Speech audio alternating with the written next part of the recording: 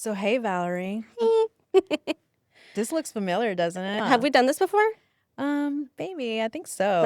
Yeah. it's Maybe a been little year. skinnier. Oh, like My what chin. happened? Exactly 1 year to the Yes. T last week. I know. Good to see you again.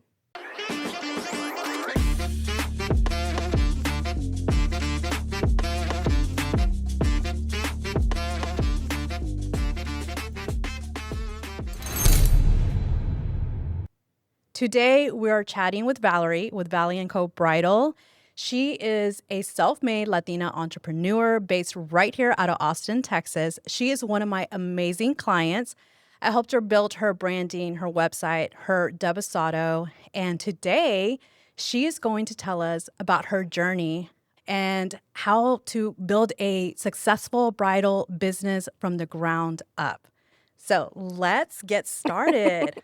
All right, so let's start from the beginning. How did you get started in the beauty industry? I think, I from originally, at 15, I already knew what I wanted to do, like right away. Oh. And I didn't really have an idea or like a moment where I was like, this is what I want to do. I knew right away. Okay. And so I just started freelancing and doing a lot of work with, just teaching myself new things and just getting started. And out of nowhere, I just dipped my toes into bridal work back in Okay. 2013. Awesome. So you've been in the industry for a while now. Okay, so when was the moment that you realized oh, I can make this into a career? I think whenever I started my business, I was by myself. Like I was just doing hair and makeup alone. I was freelancing. I was just doing work that was more just requested. It Okay. wasn't like a whole company or it wasn't anything in that nature. For me, I was still working full time and I worked 9 to 5. And then when I was doing this contracted work, it was on the weekends. And I think when it became very demanding for me to, to have these potential prospects and clients, I told myself okay, I'm saying no to a lot of people and I'm working 40 hours, 9 to 5, when I could just be saying yes to all of these potential clients and, not working as many hours. And I was thinking in my head, is it worth leaving my 9 to 5? So when the demand got higher, that kind of told me your demand is higher. It's time to let go of your full-time job. And that's when I knew that could be a career path. I love that. Yes. So, okay, so social media plays a big role in your journey. So, how did you start using it? And what do you think helped you grow your following? When I was doing makeup, I was so terrified of doing weddings. Weddings just scared me. I had a phobia. I never wanted to step foot in a venue. I was like, I am never going to work with brides because I can only imagine me ruining a whole person's day just because they didn't like their makeup or their hair. Yeah. And it just scared me. So I was just doing, work with photographers and working just with glam sessions and things like that. And I remember my cousin, she told me, look, you need to just do bridal work. Stop being so scared. Come and shadow me at a wedding. And that's when I dipped my toes into the bridal industry. I never looked back. But prior to that, I loved teaching. I loved mentoring. I loved talking to a camera. I loved showing products. I loved doing tutorials. So I would do Tuesdays on Snapchat. I would do YouTube. This was before Instagram had 2 to 3 minute reels or a minute reel or videos. It had literally 30 seconds. So I would do a full contour beat in 30 seconds. And I started getting reposted by all these brands and started getting things like that. So that's kind of what got my name out. Okay. That I was, someone in the industry. And then I moved to bridal work. So I had already had people know what I did.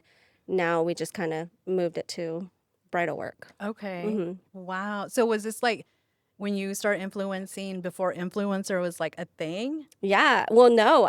Actually, so here's the thing. What we do right now, us going to venues and, having these companies that have several artists and that we can attend to several bridesmaids and things like that, that wasn't a thing back then. I'm old school. I came from 2012, 2013. So I saw the biggest shift in our industry. And I think because of YouTube and Instagram and all the influencing things started happening where people were just making videos and influencers became a thing, Yeah. that is kind of what shifted our business. It shifted into like makeup is now no longer a hobby. It is now a career. Like people see it, Yeah. people respect it more. And so once I started learning from YouTube, because I'm self-taught, like I didn't go to like school and someone taught me how to put on blush. Like I am self-taught. I learned everything by just practicing and practicing and doing my own makeup and doing YouTube and watching YouTube. That influenced me to start recording and also teaching others, that might need help in that industry. Hey, that's So, dedication, let me tell you. I think a lot of people see success now, but let's rewind. What were some of the biggest challenges that you first had when you started?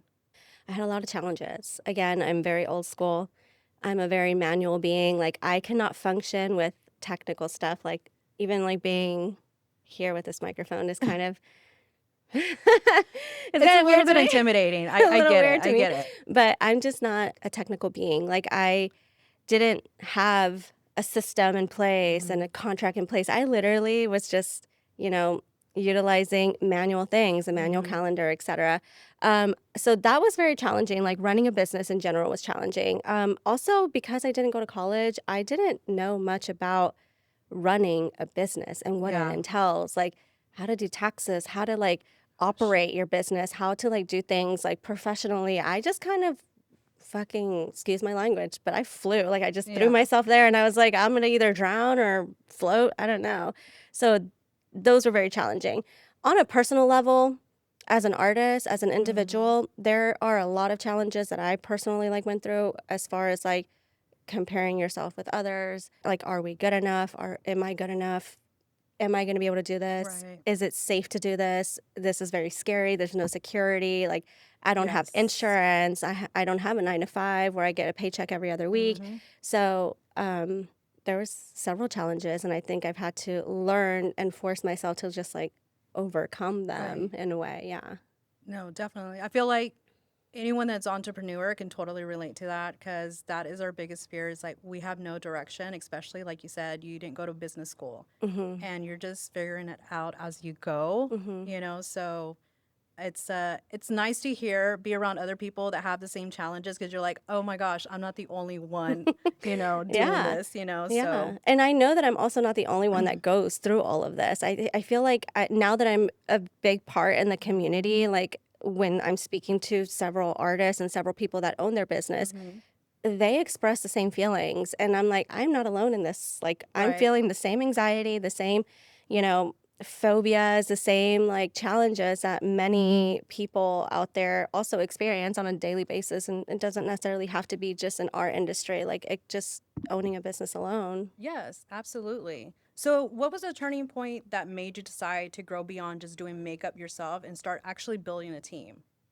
I was kind of forced to do something like this. Hmm. I don't think I ever like set up like, let's say I needed a loan. Usually when you go ask for a loan, you have to have a proposal in place. Like, what is your Yeah. plan? And I didn't really have that. Like for me, it was more of a going with what is being demanded from us. And what is being demanded from us is not only 5 people or 5 services are being done, now they're demanding 10, they're demanding 12.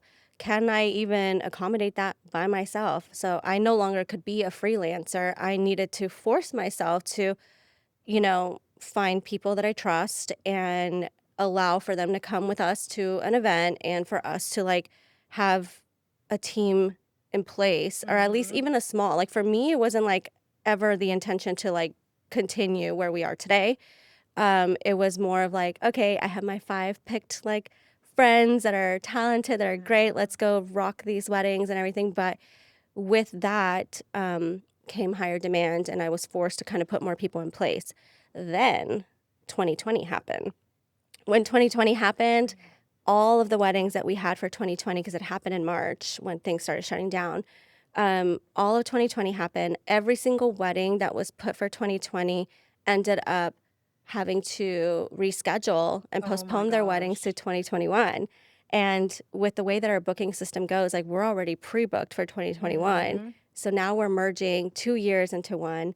And I had to hire more people to like be able to accommodate 2021 because it was like a double year for Oh, us. wow. And then from there, we just grew a little more here and there. And, So things just kind of like happen, yeah. like as things happen, you're just kind of rolling with it, I think basically. And you're organically just it like, runs. I still recall, and I will say this on this podcast because I hope she watches this video, but I remember my good friend and I were talking about it, and she was like, how come you don't just add more people? I'm like, I don't want to be a huge company that like has things super robotic, super automated. Like, Right. I want this to be a community of like a small group of girls that go and do makeup and go and do hair and service the bridal industry. And like, I don't want to overwhelm myself with too many responsibilities because I know myself. And if I feel overwhelmed, I feel like I can't do this anymore. Right.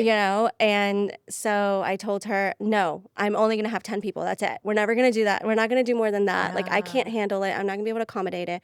I'm going to lose control of it. Like, it was just this, again, this fear that I would just have that would hold me back from growth. And I was my own holdback. So I guess you can say that. Well, But it happened. so what's something that people don't realize about running a business? I think a lot of things. You're like, where do I start? Let me make a list. I'm like, I have the worst facial expressions too, by the way. Like, I don't know, sometimes I speak with my face and I don't see it. I don't think people understand like how hard it can become. Right. I feel like it's not easy. Like, so many people have this, like, it's like the stigma, this idea that like when you are running a business, oh my God, so you can make your own schedule. So like you have this, freedom of like time and I'm just like, it is so not that. And it is like so not just us balling out and like having all this money. Like, it is you running a business, like, one, you have no time. Like, there is no time.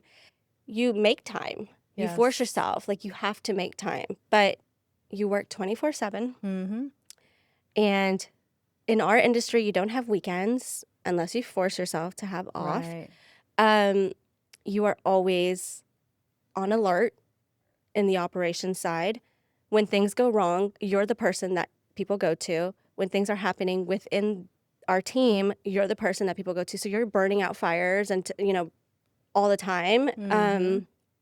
So I feel like there's like a misunderstanding about like how much freedom and how much time you have because you run a business. Like, it's instead of 24 or 40 hours, you're like 24/7. Right. So that's really hard. Like, you have to be able to like know how to manage your time for your personal life and know how to like clock out at 5. And do we clock out at 5? No. Like, we're sending emails out at 9 p.m. And so I feel like that is really misunderstood. No, for sure. I feel like people need to understand that it's kind of hard to clock out, and you have to mentally like learn how to do that. And I think that's one of the things that I struggled as well is clocking out, even when you're on vacation.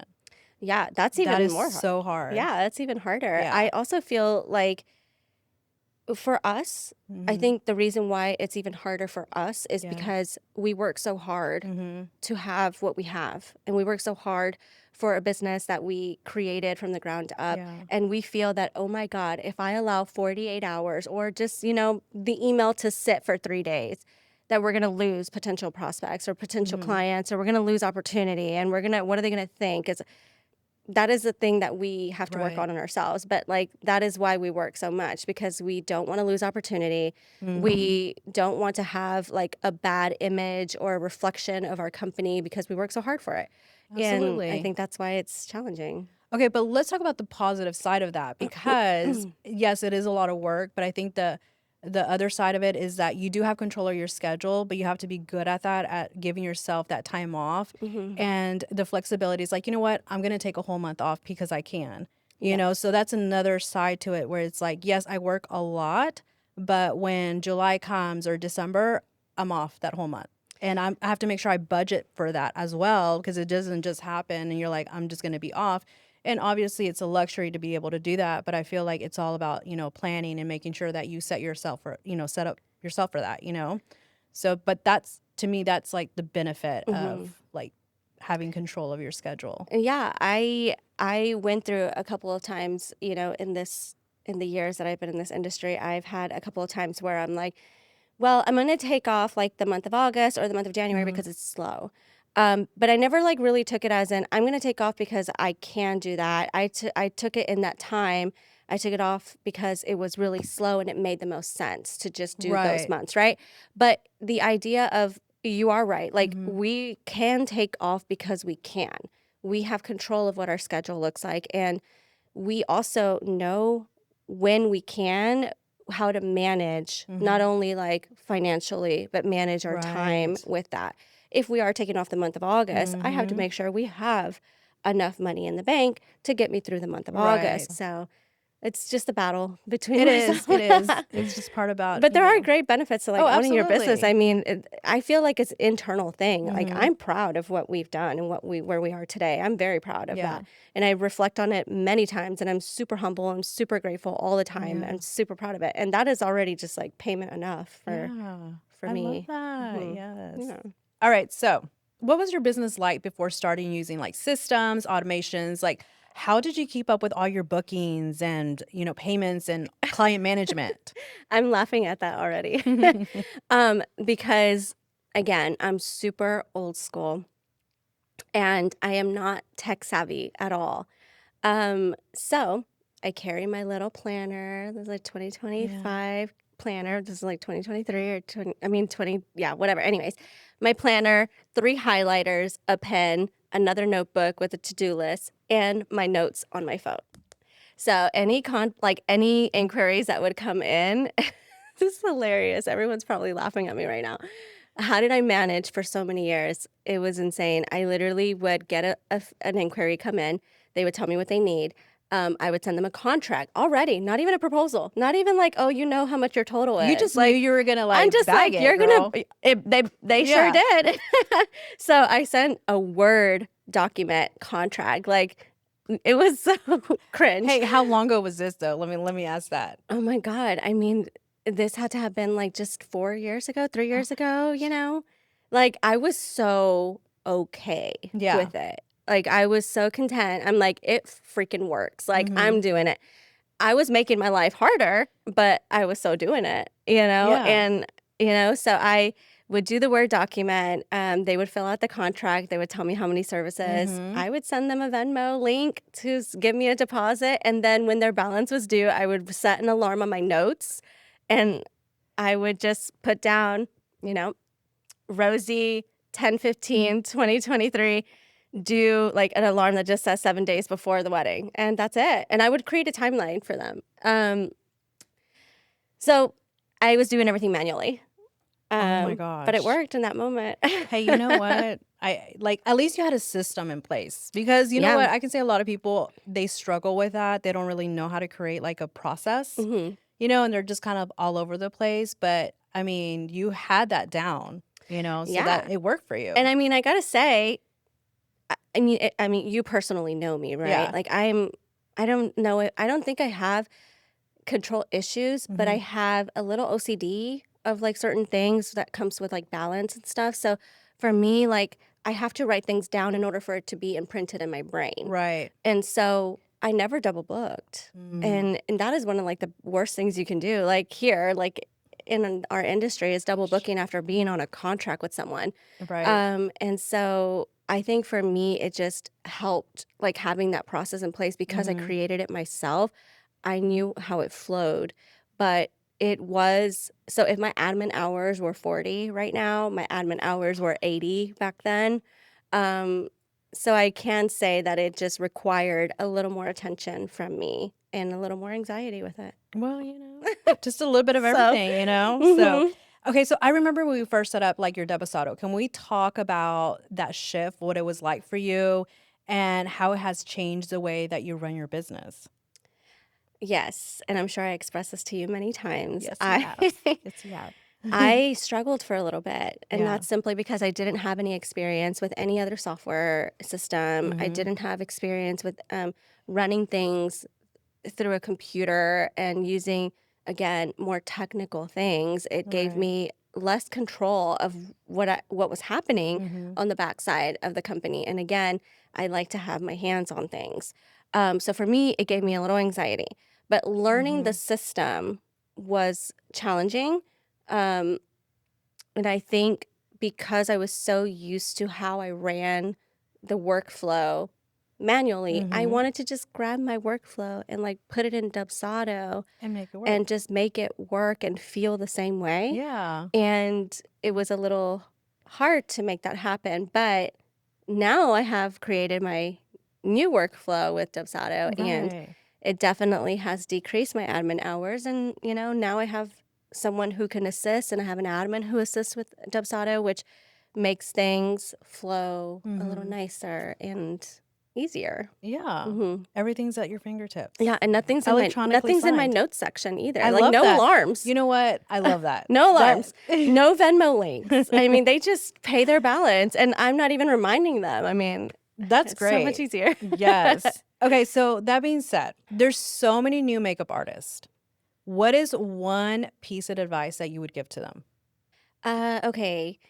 If I could just sit down with the makeup artist, I would give them like 100 pieces of advice just to like make their life easier, because I didn't have someone holding my hand the entire Right. time. I had to learn things from the ground up. I had to search for things. I was very confused when I started, and I was also full of just like this fear of Mm-hmm. like failing and comparing myself to so many artists out there and so many companies out there. And am I good enough? Is this good enough? Am I too expensive? Am I too cheap? And then you also have all that background noise of like Mm-hmm. people just like giving you like all this advice and like giving you like, but pushing you, but also giving you advice. And you just try to take that on along with like your own head that's talking to you at the same time. So it's like really hard to just take a leap sometimes. I feel like now our industry is definitely more respected. I feel like it's taken more serious as I am a hair and makeup artist. I am an Mm-hmm. artist. This is what I do full time. This is my career. This is not just my hobby or Right. what I do on the weekends. This is like what we do.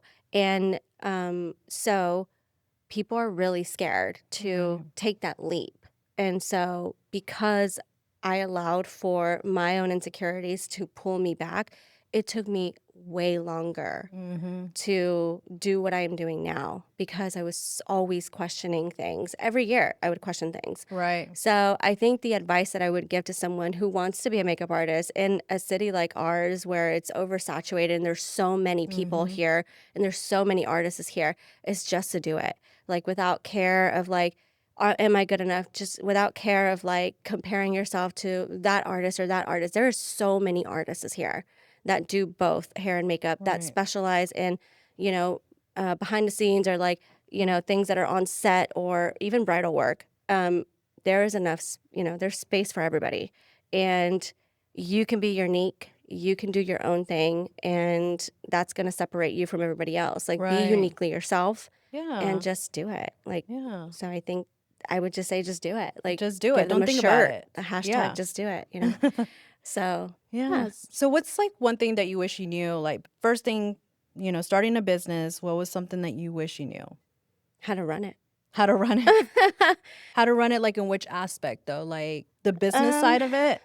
I think both, because I didn't have a plan in place. I didn't like Mm-hmm. have this like, this is what I want to do. This is what I'm gonna do. I knew what I loved. Right. I knew what I loved, and I knew that I loved doing it. Did I know that it was going to take me to be able to do this to the extent that I'm doing it now? I didn't know if I could do that or not. But I feel like what I wish I knew more was, I wish I knew more people that were in the industry and the community that can guide and mentor me and like assist me a little bit, Okay. Yeah. to like be able to do the things that needed to be done to get where I Mm-hmm. am today faster. I feel like I was definitely held back a lot. Or I was holding myself back, but also held back a lot, because there isn't a lot of people out there that talk about how to run a business, how to start a business, what to do, like what do you need to know, what to legally do to run a Mm. business. And I feel like that was something that I wish I knew before I even started. I wish I Right. knew what was about to come and how Right. to do it in that moment. Yeah. Yeah. Okay, so if you were to start over today, 2025, what would you do differently? I would have a plan in place for sure. Okay. I would say to myself, okay, this is what you're going to do. Yeah. Sit on what the idea of it. Think about a name so Mm-hmm. it doesn't change 100 times. Think about a logo that's not going to change 100 times. It's nice to rebrand. It's nice to Right. give a little Mm-hmm. facelift to the company. But I mean, I went from Makeup by Val to Valerie Lopez Hair and Makeup to Valerie Co Bridal. And the reason why those things changed was because I went from being a freelancer by Okay. myself, Makeup by Val. Valerie Lopez Hair and Makeup was because I used to not do hair, and now I do hair and makeup. And Makeup by Val is misleading. Changed that legally. Then we started adding people to the team, so I had to move to Valerie and Co Bridal because we were a company now, and that's not misleading. So I wish I had the plan in place Okay. earlier, so that I didn't have to change so many times. I wish I wish I knew how to do things legally. Mm-hmm. Like, I learned a lot from my CPA. I learned a lot from other business owners that have been kind enough to like share information that that I may need to know. I just wish I was prepared because again, it took me longer than Right. what it could have taken. It took years Right. as opposed to it just taking a year to build a Right. business. So basically, what you're saying is like just have a plan, and sometimes, think bigger than what because you Yes. you said I started as a freelancer, and then now I Yeah. have a team. If you would have known back then, like I eventually want to be a team, so let me work towards that, right? And it Yes. just kind of things just kind of just happen, I right, like as that you you said go. that. I like that you said that. Like, I don't think I was thinking future Yeah. or bigger because I always had self doubt Mm-hmm. like haunt me all the time. I think I was just thinking in the now. Actually, I was thinking as it was coming. I was like, hey, I would tell my husband, hey, we're like, I can't handle this many like weddings, and I feel really bad saying no to this. And then Right. like that started, 5 people or 2 people or 3 people, and then when COVID happened, I would talk to him and like, now I need more people, and he's just like, just go, like just do it. Like there's already companies that existed in Austin Yeah. that were doing it. I just always had a fear. I always had a fear. I don't know why.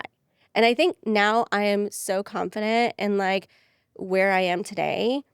It has been extremely rewarding and knowing that what we are doing is okay. Yeah. And it's also okay if it doesn't work, Right. you know? Yes. Like it's okay if it doesn't work. What's the worst thing that can happen? You're just gonna be like, okay, you know what? We're just gonna, sorry girls, like we're just gonna like not Mm-hmm. no longer do super like huge parties. We're just gonna do one wedding a Saturday or whatever, Yes. and like lower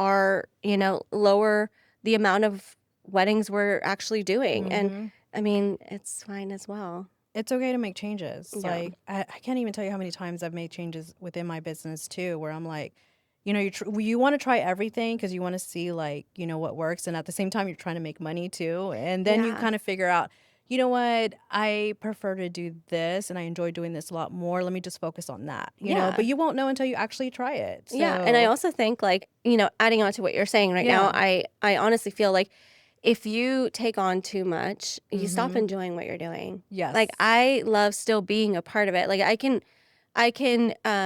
confidently Mm-hmm. say I am super blessed Mm-hmm. that I am able to like still take off on a weekend and allow like for the company to still make revenue because we are team based and I Right. love that. But I love what I do.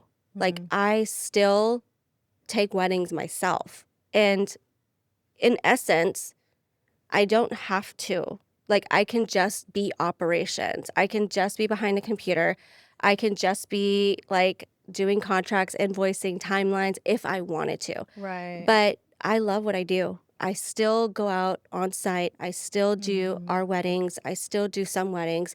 Um, Granted, I slowed down a little bit. I'm feeling a little older. My back's hurting more, but I still love what I do. And I feel like that's super rewarding. Like to me, is that I still manage to get out there and put Right. myself in the shoes of like our team and still put myself in the experiences to like be relatable and not just be behind the computer, be relatable to like what they're experiencing and what's going on out there. And yeah, so I Yeah. think that's important. Well, you have the flexibility to do that because you built it to be at that point that it is now. So, Mhm. I mean, kudos to you because that's not Yay. easy, Yeah, you thank know, you. having a whole team and managing and, you know, doing it all. So, yeah. Thank you. So, okay. So, what do you think separates the makeup artists who make it from the ones who struggle? Um, I think that everyone struggles, Mm-hmm. even the ones that make it. Um, and I don't necessarily would categorize it as we've made it. I mean, Mm-hmm. there's always growth, right? I feel that one thing that I do know for sure is there is a difference between individuals that are artists. Um, there are some that will succeed faster, and there are some that will succeed slower or grow slower. And the beautiful thing about being an artist, or the beautiful thing about being like a self contractor or a business owner or a makeup artist in general, is that you have control of your growth. Mm-hmm. You decide if you want to just do, 2 faces a weekend and market that, and how you run it and how you run your business, that's your control. That's what you are building. And there are some who are hustlers and they go out there and they'll do free work, style shoots, collaborations with photographers. They don't care if they're not getting paid. They are doing it for the image. They're doing it for what they're able to post. They're doing it so that people know this is what I do. Mm-hmm. And that is what separates people and artists, especially in a city that we are in right now, where it is, again, there's hundreds of us. Oh, yeah. Hundreds. They're everywhere, scattered in the outsides of Austin and all over, the Mm-hmm. zones. But how you run your business, what your personality is like with your client. If you're very quiet and you're nervous and you're sitting still, they're going to feel the nerves. They're going to feel that you're not confident. They're going to feel nervous about what Oh, you're doing on yeah. them. If you go in there with a great attitude, you're on time, you're smiling, you're laughing, you are connecting and collaborating with them on a personal level, Mm-hmm. and you're giving them a great style of hair or makeup, like, they're going to remember you. Yeah. They're going to remember you. And anyone, there could be one with a really crappy personality that's unprofessional and one that is really amazing personality, professional, that is more expensive than the cheaper one. And they're going to go with the more expensive one because of the experience, because of what Yes. they do. And the makeup could look the same. I I 100% mean, agree I'd with you. rather have a higher dollar with a great personality and someone that I can laugh with, someone that I can relate with, someone Mm-hmm. that's going to provide a great service, and I'll pay more for her than someone who's going to make me feel like tired and Exactly. Like, make me feel hello. like I'm having a Yes. great time. It's all like it's all about that connection that you make with people and you want to make sure that you get what you pay for, Yeah, you right? also want them to remember you. Because Yeah. that person right there is talking to her friends, is talking to her Oh, bridesmaids, yes. talking to her sister. Referrals. Referrals are like Exactly. Like, you everything. want them to remember Yes. you. You want them to feel like they're not speaking to just a vendor who's Right. like, here's my card, take my money. Yeah. Like, they want to feel connection. And I Absolutely. think that's in life as well. Like, Yes, that's everything that we, absolutely. So, okay, now that we're talking about pricing, so let's talk about pricing because there's so many beauty pros that undervalue themselves. What advice would you give to someone that's struggling with raising their prices? oh my God, that Because has that's been. like, I'm sure you've gone through that, oh my right? God, I feel yes. like everyone goes through that. Okay, so we live in a world where market in every aspect Mm-hmm. changes on a 6-month basis, on a 3-month basis. Oh, now we have tariffs. So, like, Oh, yeah. Yeah. so, I mean, our market changes consistently. Yeah. And when that happens, you are forced to raise your prices. But not only for me in my industry do I have to raise my prices to the bride or to the client, I have to also give a raise to our Oh team, my right? Because gosh. one, they deserve it. Two, Yeah. like, they're still living in the same world that we are. They need to make more money for all the more expensive things that are happening in this world. So in order for things to happen, I have to give them a raise, and then I have to raise it for the client to cover the raise of the team. So while I have to think about both sides of things, I have to be able to accept my fear and anxiety of losing clients. Like, I have to raise the prices. Yeah. You need to understand why. And I have to get over the fear of losing clients. For Right. me, for a very long time, I have struggled with, but what if I lose clients? Or I need to be a little bit lower than those other companies because, not because I want to win that client, but because, again, it always instilled the fear of, am I or is this company like good enough as them? Right. I always, so $5 less or something. And so I always felt that anxiety and fear. Till this day, I still battle this, right? But I do still have to compensate our team. And that's like, I always have to prioritize 50-50. Like, my Right. client priority, our team priority, because without the team, it's like not running, right? Right. We don't have anything. And without the client, we don't have anything. Yeah. So it's a seesawing like battle between those two. I just need to I need to remind myself that everyone does it. Eggs used to be 3, now they're 6. Like, I mean, things raise prices. The cost of living, what used to be $250K is now $400K. Oh my Like, this gosh. is the way like our industry in just general is life is just happening. And so in order for us to be able to stay within market, we have to raise our prices. So what I would say to someone who has the struggle of raising prices, if you're paying for higher gas, if you're paying for a higher mortgage, if you're paying for higher prices, then you need to be making more money to be able to afford that stuff. And in Yeah. order to do that, you have to. But when it comes to our industry, if someone's budgeting and we're not within your price range, we're not within your price range. You kind of have to go and hunt and look for someone who is. Yeah. If so that client, yes, we're going to lose them, but that's okay. Because again, we live in Austin. We're one of the top 5 places of in the bridal industry where people come and get married. We get people from California, New York, Houston, Dallas. Like, everyone comes here, whether it's because they went to UT, whether it's a destination for them, whether they just want the hill country. There is enough for everyone. So if that bride is not within our budget, there's going to be another one that's within our budget. So Yeah. I think that fear just needs to go away. And I tell myself that every day. I'm trying to tell myself that now.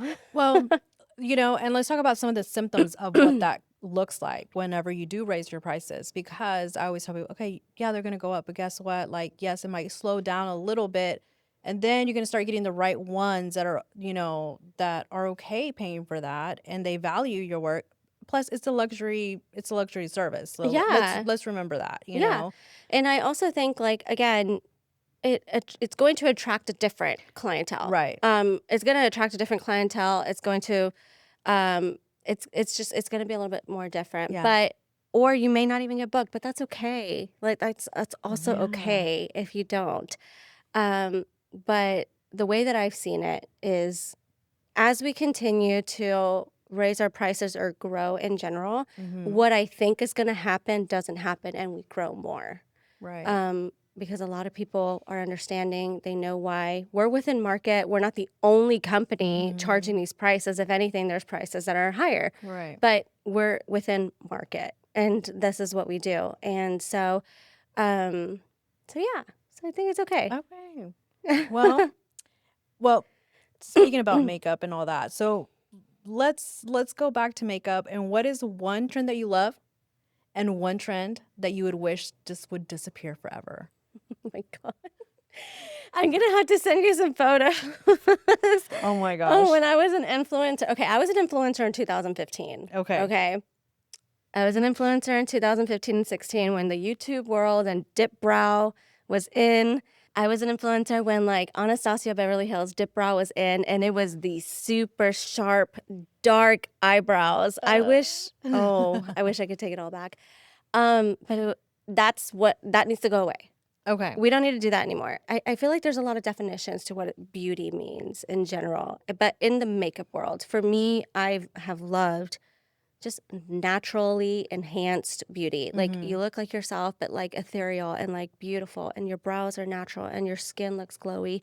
And I love that trend. And I hope that never goes away because I feel like that is timeless. That can go for like, you're in your 20s, your 30s, your 40s, your Yes. 50s. And I feel like that can go for all age groups. Again, 2015, 16, when dip brow was in and heavy makeup and cut creases and glitter. Yes, it was fun back then because it did great content when I was, posting videos and stuff. And also, I got married in 2016, so my eyebrows were so dark in Oh my that gosh. year. I wish Okay, I I could gotta see redo photos. it. I need I to really redo. have to see photos I will now. send you photos. You can so display them on here. But but that's what was in back Yeah. then. So in that, when you look at it, you're like, oh man, that looks so good. It did. It looked great. But if I if believe you it. caught me in those eyebrows right now, please stop me because like I would have brow blindness. Is that what it's called?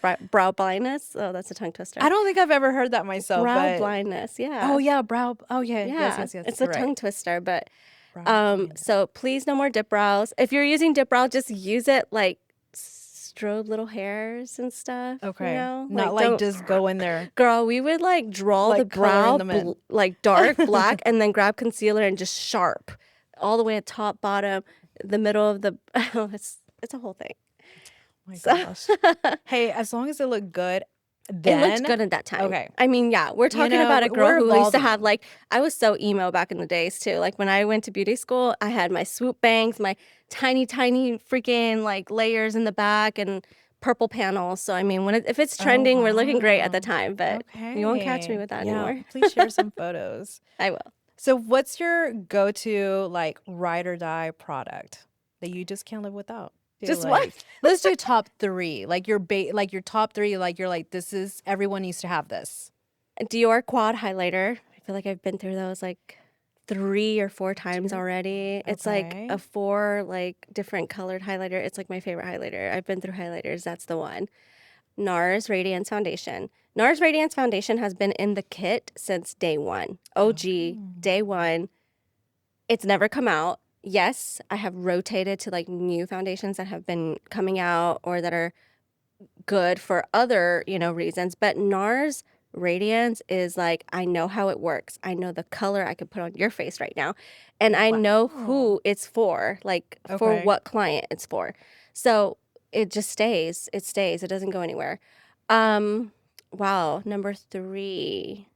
I've got to say one that's been in my kit forever as well. I've got to say like the Huda Beauty pound cake powder. It's been in there since it came out. I always use it. I have tried others just to try that are new, and it just goes back into my stock, and I keep Huda in there. Well, I mean, once you like love something, you just love it forever, right? By the way, speaking of Huda, so again, I'm OG from like back in the YouTube days. Yeah. She was the first one who reshared our Instagram, and I was also sponsored by her. No way. Yes, before she even became What? a makeup girl, she was all Huda lashes. It was just lashes, and she just would send me those lashes, and people would take photos with the eyes. Oh my gosh, nostalgic. Really? Wow. Okay. Fun love it. fact. I like Yes. that. So Okay. Huda, if you're watching, yes. sponsor. I love your stuff. Shout out. Right? Just saying. I'm gonna take an opportunity. No, and I mean, go for it. Go for it. If you could do one type of makeup for the rest of your career, what would that be? Natural glam. Okay. Yeah.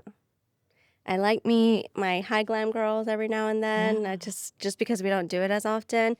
But I think I agree with natural glam, how it looks. I love taking my time with it, even though it might not have to take that much time. And I think it's like right in the middle. Like it shows that you're wearing makeup, but it shows that you're not wearing too much makeup. And you also still look like yourself, just natural. Just a little Enhanced. facelift, Yeah. right? Yeah. Okay, I like that. Just a little bit. So, okay. I really want to ask this question. Have you ever had any bridezillas? Any moments, any wild wedding stories? I don't think I have like a specific, I mean, I feel like we've had quite a bit of things. I mean, I'll just name like super quick ones respectfully. I mean, we've had someone that was super hungover. They had to go to the ER and like, yes, they had to go to the ER and get a shot to just stop throwing up. Like before we were even doing the service, like I need to go urgent care, get a shot, stop throwing up. Bridezilla, I haven't had anyone luckily that was just like, I hate this, take it off. And I've been very blessed for that. Oh We've my had gosh. momzillas. Okay, the momzillas are on another level. They love to be a pain. I'm sorry to Really? say. Yes, they love it. I don't know I don't know why. Really? I don't know, but they don't make it easier for the bride. Oh If my anything, gosh. they stress them out. They give them more anxiety. Sometimes the brides will specifically tell us, leave this mom at the end so she can come Oh. later. Yes. Respectfully, I'm so sorry I'm dishing it out, but Okay. it's stressful That's for some really them. great advice. So if you have a momzilla out there Yes. or, Keep them at the potential. end of the schedule, Yeah. okay? Okay. Keep Great them at the end. advice. Well, so for anyone that wants to follow your journey or book with Valley & Co., where's the best place to find you? Instagram is where we showcase most of our work, and our website probably, yeah. Okay. So like if they want to contact us, website or Instagram to Yeah. showcase. Submit Yeah. an inquiry, you guys. Yes. Yes. Yay. So what's next for you? Any like big projects? I'm anything? retiring in 2 years. No, you can't. You can't. Where are you going? I'm going to be 40. That's my limit. What? Yes. No. Okay. So on a serious note, Okay. I love what I do. I've been doing it for a very long time. Like very, very long time. And I could simply say, you know what? I just don't want to do this anymore, and I want to go back to school, and I want to learn something different, and like I want to like learn something different. Like I have different interests as I get older, Okay. but I still love what I do. So the thought of me retiring, it makes me a little sad, makes me nervous. But I'm trying to think again, as we just spoke about this on the podcast, it's like having a plan in place now for what's next, because I am turning 40 soon, and I would love to know what I can do after. Can I imagine myself after 40 still doing what I do? No offense to everybody that is. I'm trying to imagine myself Right. doing something at that age, which is doable, but do I want to keep doing it? And so for me, I love animals. I love volunteering. I love a lot of I love doing this. I love mentoring. I love Yeah. talking. I love chit-chatting with people. Like if you need anything, I'm here for it. Like I always am super empathetic and relatable at the same time, like because Yeah. I've been through some stuff as well. So I don't know what exactly is next. For right now, I feel like this Okay. is what I'm doing. But I feel like I have been thinking about what is next down the road. Okay. Yeah. Well, thank you for sharing and, being course. here because Thanks for having me. I'm hoping that people will relate to everything that you said. And I feel like they will because, I mean, hello, if you're an entrepreneur, we all go through the same struggles. It's very similar. And hopefully they can take something, with them Yeah. that can help them in their journey. And yeah, and Thank that's you a so wrap. much. Thanks for Valerie, having thank you me. Of for being course. here. Yeah. And I also want to send a message out really quickly. Yes. Just do it. Yes. Just do it. Don't think about it. Don't think about it. Just do it. No. You have all the tools now to make things easier for you and not struggle like I did. Instagram, networking, collaborating with people. Just do it. Like you have an entire community of people that can help you now. Just do it. Yes. Right. Well said, Valerie. Yay. Thank you. Whoop, whoop. So, hey, Valerie. This looks familiar, doesn't it? Oh, not this place. Not this place, but I was wearing a white shirt and jeans the last time. You were, huh? Have we done this before? Maybe. I think so. Like maybe a year ago? Yeah. Maybe a little skinnier. Oh, like what happened? What do we have going on here? Liposuction. Liposuction. Okay. Are we going to talk this time? Are we going to post it this time? We are going to post Okay, it. Not great. a year later, but Not a year later. Exactly 1 year later. Exactly 1 year. Exactly 1 year to the Yes. T last week. I know. Good to see you again. You too. All right. Looking cute.